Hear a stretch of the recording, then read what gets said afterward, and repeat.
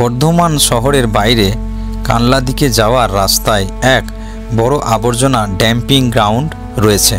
গোটা শহরের সমস্ত ময়লা আবর্জনা এখানে এনে ফেলা হয়। চারিদিকে ঘিরে দেওয়া হলেও পরিবেশের অবস্থা খুব খারাপ। আশেপাশে ছোট ছোট বস্তিতে বহু মানুষ বসবাস করেন, ফলে তাদের জীবনযাত্রা প্রতিদিন দুর্গন্ধ, দূষণ আর অসুবিধার মধ্যে কাটাচ্ছেন। এই ড্যাম্পিং গ্রাউন্ড শুধু এলাকা নয়, গোটা শহরের জন্য এক বড় সমস্যা হয়ে দাঁড়িয়েছে। আপনি কতদিন ধরে এই কাজটা করছেন? কাজটা মোটামুটি বছর 12-14 হবে। আপনার কষ্ট হয় না এই কাজটা করতে? কষ্ট হলে আর কি, গরিব মানুষ কাজ তো করতে হবে। এইটাই হচ্ছে কথা, যে গরিব মানুষ কাজ একটা পেতে হবে। একটা কাজ পেয়েছি, এটা করে আমাকে সংসার চালাতে হবে, তাই তো? সংসারের চাপে আপনাকে কাজ করতে চাই। আপনাকে এই যে দুর্গন্ধ ছুটছে, এটা কষ্ট হয় না? হ্যাঁ, কষ্ট হলে কিছু করার নাই, আপনাকে ভাবি বললাম। এখন আর ড্যাম্পিং গ্রাউন্ডের ভিতরে খালি জায়গা নেই। তার উপর বর্ষাকালের কাদা ও জল জমে গাড়ি নিয়ে ভেতরে ঢোকা একেবারে অসম্ভব হয়ে পড়ছে। তাই বাধ্য হয়ে রাস্তাতে আবর্জনা গাড়ি থেকে ফেলে দেওয়া হচ্ছে। পরে জেসিবি দিয়ে সেই আবর্জনা ঠেলে আবার বাউন্ডারির ভিতরে নেওয়া হচ্ছে।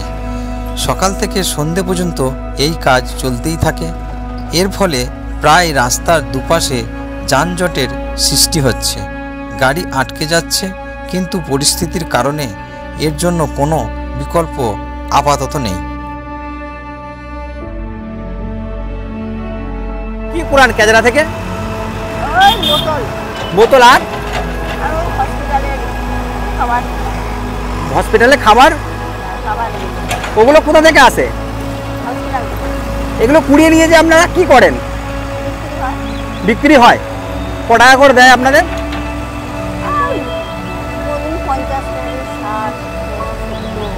বাড়ি কোথায় আপনার? এর পাশেই বাড়ি। এখানে কত বছর ধরে আছেন আপনারা? এখানে 10-12 বছর হয়ে গেল। 10-12 বছর ধরে আছেন। দুর্গন্ধ আসতো? হ্যাঁ হ্যাঁ হ্যাঁ। এখন তাহলে আসে না? এখন কম আসে। অসুবিধা হয়? অসুবিধা হয় খাওয়া দাওয়ার সময়? হ্যাঁ। আর আপনাদের বাচ্চাদের রোগ দেরি হতো এখানে? কি কি রোগ আসতো তখন? জ্বর, জ্বালা, সর্দি, তারপরে এমনি শ্বাসের কষ্ট হতো।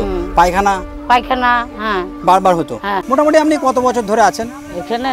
আমার ছেলেরই বয়স হয়ে গেল 40 বছর, মানে 41 বছর। মানে খাটা পায়খানার ময়লা ফেলতো। আচ্ছা। আর বৃষ্টি হলে মানে পোকাগুলো ঘর দিয়ে ঢুকতো। ড্যাম্পিং গ্রাউন্ড এখন পুরোপুরি ভরে গিয়ে বিশাল এক আবর্জনার পাহাড়ে পরিণত হয়েছে। চারপাশে যেদিকেই তাকানো যায় শুধু ময়লার স্তূপ। পাশে রাস্তার ধারে ধারেও ছড়িয়ে পড়েছে সেই আবর্জনা। সেই জলে নানা পোকামাকড় কিলবিল করে নড়ছে। ময়লার সঙ্গে মিশে জল আর কাদা রাস্তায় গড়িয়ে আসছে। এরপরে পথ দিয়ে গাড়ি চলাচল তো বটেই, সাধারণ মানুষেরও হাঁটা চলাও ভীষণ কষ্টকর হয়ে উঠছে। মানুষজন বাধ্য হয়ে নাক মুখ কাপড় দিয়ে চেপে রাস্তা পার হচ্ছে। দুর্গন্ধ আর নোংরার চাপে পরিবেশ একেবারেই অসহায়। আমি এখানে মাত্র 2-3 মিনিট দাঁড়িয়েই বুঝতে পারছি পরিস্থিতি কত ভয়াবহ।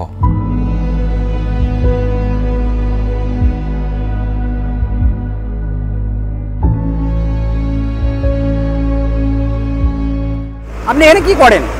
আমি পৌরসভায় চাকরি করেন। এই যে ময়লাগুলো আপনি হাতে করে ঘাঁটছিলেন, আপনার ভয় লাগছে না? আমাদের অভ্যেস হয়ে গেছে। এখান থেকে কোনো রোগ দেরি হওয়ার চান্স তো বেশি। তা তো আপনি জেনে শুনেও করছেন।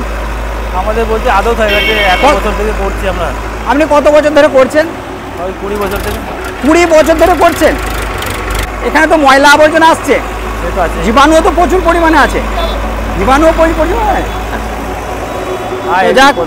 আমার এটাই জানার ছিল যে আপনারা এইভাবে কষ্ট করে কি করে কাজগুলো করেন? কি করব, আমরা গরিব, আমরা এইসব গেটে আমাদেরকে খেতে হবে।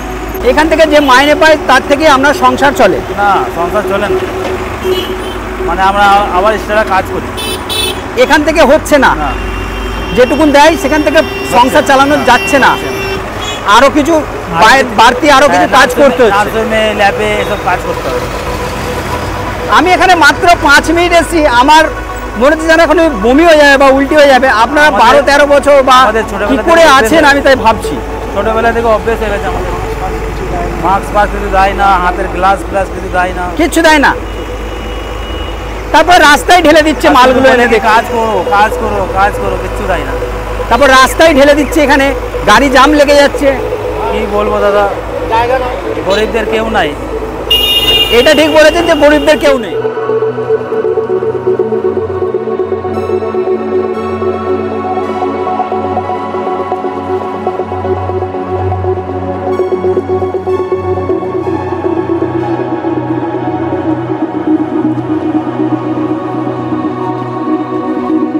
এখানে কত বছর ধরে আছেন আপনি?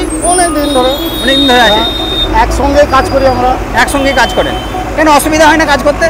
না, হাতে গ্লাস পায় না, মাস্ক পায় না, যেমন কাজ চলছে।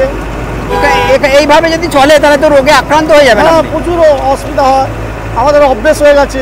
আচ্ছা, আপনারা অবজেকশন জানান না? বললে কোনো শুনেই না, কি বলবো।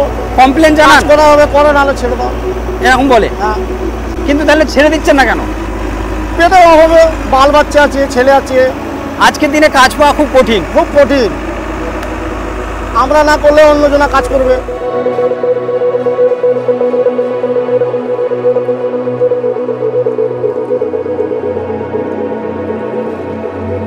বর্ধমানের সবথেকে বড় ড্যাম্পিং গ্রাউন্ড এটি।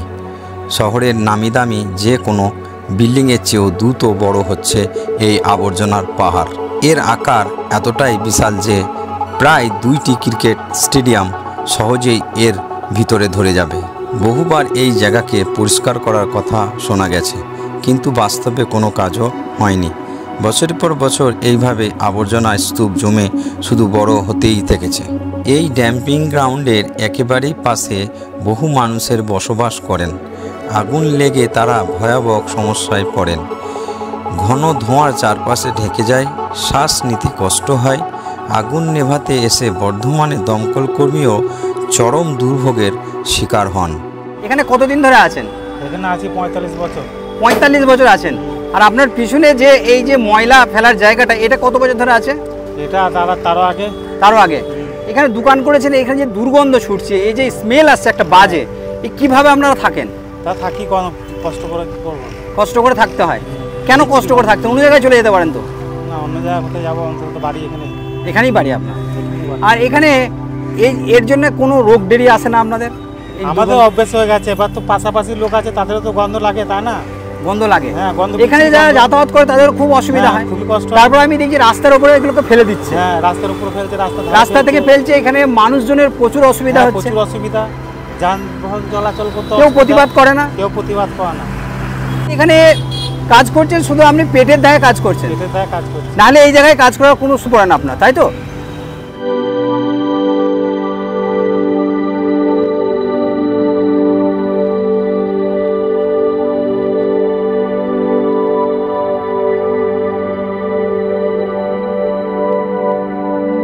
এই রাস্তাগুলো এখনো পর্যন্ত পাকা হয়নি। রাস্তাগুলো অনেকবার অবজেকশন জানিয়েছি, হয়নি, খুব কষ্ট হয়। প্রশাসনকে জানিয়ে কোনো কাজ হচ্ছে না? না, জানিয়েছি। আসে এখানে প্রশাসন? আসে, দেখে যায়, হয়ে যায়, বন্যার সময় আসে, তারপর দেখে চলে যায়। তাই তো ঘর বাড়ির অবস্থা দেখুন। তাহলে সরকার থেকে এই রাস্তাগুলো, ড্রেনগুলো অবশ্যই করে দেওয়া দরকার, কিন্তু হচ্ছে না। না, বারবার অবজেকশন জানিয়েছি, বারবার কোনো মতেই হচ্ছে না। গোটা বর্ধমান শহরের সমস্ত ক্যাচরাটাই কিন্তু এখানে ফেলা হয়। প্লাস্টিক কিন্তু কোনোদিন নষ্ট হয় না, একটা মানুষ আমরা কিন্তু জানি। সেই প্লাস্টিক কিন্তু রয়ে গেছে, বাকিগুলো কিন্তু মাটি হয়ে গেছে। সেগুলো এখন এখান থেকে নিয়ে যে বর্ধমানের ভিতরে কিছু কিছু জায়গায় বা জমি জায়গাগুলোকে ভরাট করছে। সেইভাবে কাজ করছে, যেভাবে যাচ্ছে ময়লা আবর্জনায়। এখানে প্রচণ্ড পরিমাণে জীবাণু আছে। তো জীবাণু আছে, কিন্তু ওরা সব গরিব মানুষ, কি বলবো, গরিব মানুষ বলে করছে, তাই তো? ভয়ও তো লাগে আপনার? ভয় তো লাগবেই, সব রিস্ক না নিলে তো। আচ্ছা, ক্যাচরাগুলো এইখানে ফেলছে কেন? যদি রাস্তা দিয়ে উপরে তুলে দিত তাহলে? যে প্রজেক্ট এসছে না, এখন গাড়ি ম্যাক্সিমাম ওদের প্রজেক্টের জন্য গাড়ি খারাপ, আর বর্ষাকালে গাড়ি ঢুকতে পারছে না। আচ্ছা, এখানকার স্থানীয় লোকেরা কিছু বলে না যে এইখানে ক্যাচরাগুলো ঢালছেন কেন? স্থানীয়রা মাঝে মাঝে আবেদন করে, আমরাকে বলে দিয়ে যাই। আমরা কি বলবো, আমরা বলে অফিসে বলবেন না। ঘিরে তো দিয়েছে, কিন্তু ঘিরেছে ভালোভাবে ঘিরেছে, কিন্তু দুর্গন্ধটাকে তো আর ঘিরতে পারবে না। কিন্তু এই যে বাইরে ফেলছে, বাইরে থেকে নিয়ে যাচ্ছে, এখান থেকে এই যে জায়গাটা, এই জায়গাটা কতদিন ধরে আছে? এই জায়গাটা তাও একটা আমার মনে হয় 100 বছর হয়ে গেছে। 100 বছর করতে পারে। রিসাইকেল করছে তো, টমের বসেছে, কিন্তু এখন ডিসেম্বর মাস থেকে রানিং হয়ে যাবে, ডিসেম্বর মাস থেকে মেশিন বসেছে। হ্যাঁ হ্যাঁ, ভিতরে উপরে যাওয়া যাবে, উপরে যাওয়া যাবে, ভিতরে যাওয়া যাবে, ভিতরে ওই দিক থেকে যাওয়া যাবে, রাস্তায় ওই দিক দিয়ে যাবে। আর এইখান দিয়ে উপরে উঠে যাবে? হ্যাঁ যাবে। উঠে যাবে না, পরিস্থিতি খারাপ। ড্যাম্পিং গ্রাউন্ডের ভিতরেতে 2-3টি বড় মেশিন বসানো হয়েছে আবর্জনা আলাদা করার জন্য। এই মেশিনগুলি মূল কাজ হলো ময়লা ভেতর থেকে প্লাস্টিক, বোতল, কাগজ কিংবা অন্য ব্যবহারযোগ্য জিনিস আলাদা করে বের করা, যাতে সেগুলো আবার কাজে লাগানো যায়। এক কথায় এগুলো রিসাইকেল মেশিন। কিন্তু দুঃখজনকভাবে বর্তমানে সব মেশিন বন্ধ পড়ে আছে। এলাকাবাসীর মতে হয়তো ডিসেম্বর মাস থেকে এগুলো আবার চালু করা হবে, তবে আদৌ চালু হবে কি না সে বিষয়ে এখনও বড়সড় নিশ্চয়তা রয়েছে। আর চালু হলেও এই বিশাল ড্যাম্পিং গ্রাউন্ডের পাহাড় সমান আবর্জনা সামলাতে কয়েকটি মেশিন যথেষ্ট হবে কি তা নিয়ে সবার মনে সন্দেহ রয়ে গেছে। 1 বছর হচ্ছে, 1 বছর এই কাজটা করছেন। খুব কঠিন কাজ তো। ঠিক আছে, পেটের জন্য দাদা, পেট চালাবার জন্য আমি এইসব কি করবো, কি করে খাবো? শুধু পেটের জন্য আপনাকে এই কাজগুলো করতে হচ্ছে। ড্যাম্পিং গ্রাউন্ডের প্রবেশপথে বর্তমানে একটি গেটের তৈরির কাজ চলছে, তবে কাজ কবে শেষ হবে তা নিশ্চয়তাভাবে বলা যাচ্ছে না। গেট তৈরি হলে এলাকার কিছুটা নিয়ন্ত্রণ আনা সম্ভব হতে পারে, কিন্তু সেই কাজ কবে সম্পূর্ণ হবে তা নিয়ে এখনও নিশ্চয়তা রয়ে গেছে। এই ছিল আমাদের বর্ধমানের ড্যাম্পিং গ্রাউন্ড। ভিডিওটি যদি ভালো লেগে থাকে তবে অবশ্যই চ্যানেলটি সাবস্ক্রাইব করে নেবেন এবং বন্ধুদের সঙ্গে শেয়ার করতে ভুলবেন না। একটি লাইক আর কমেন্ট আপনার কাছ থেকে আমি অবশ্যই আশা করি। অনেক কষ্ট ও ঝুঁকি নিয়ে এই ভিডিওটিকে ধারণ করেছি।